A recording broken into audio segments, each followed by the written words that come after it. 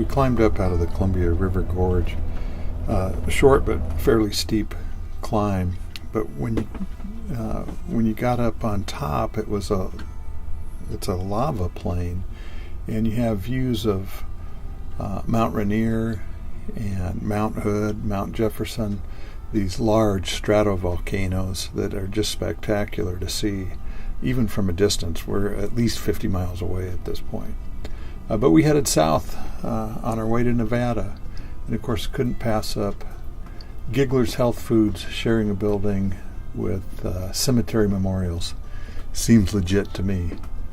There's some incredible scenery because of the rivers that have cut into the lava, but this is where one of the bridges has been replaced with an older one over the Crooked River, and it left quite a gorge, and it is straight down about 300 feet, but very pretty view, and well worth a stop along the way to check it out.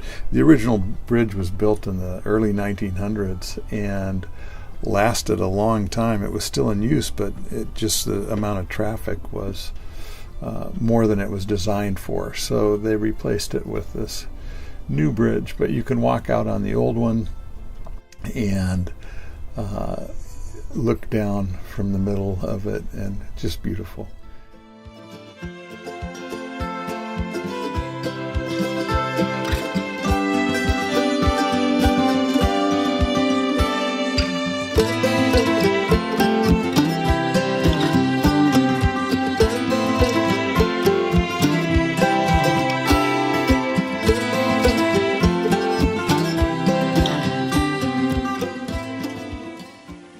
Sometimes these sites aren't very level,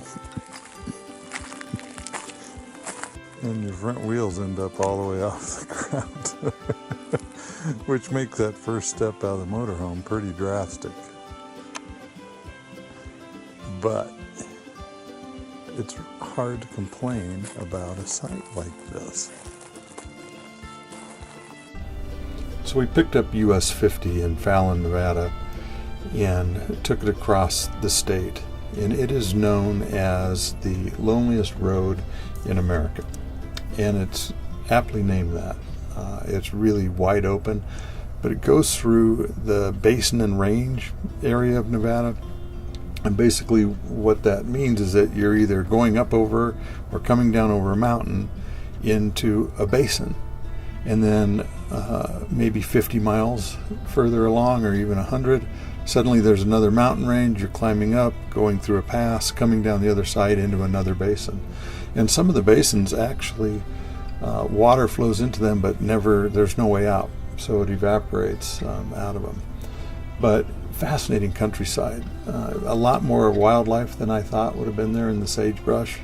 But we stopped in Eureka, which is about halfway across Nevada, and we stayed in a campground.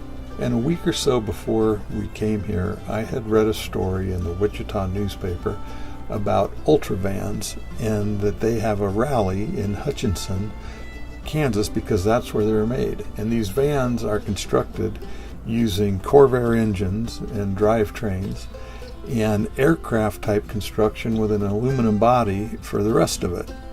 So here's this middle of nowhere, loneliest road in America, tiny campground, and what do I run into but two of those things coming back from that convention or rally, whatever you call it. I just thought it was quite a coincidence. Anyway, we headed on across, and yes, loneliest road in America, no doubt about it.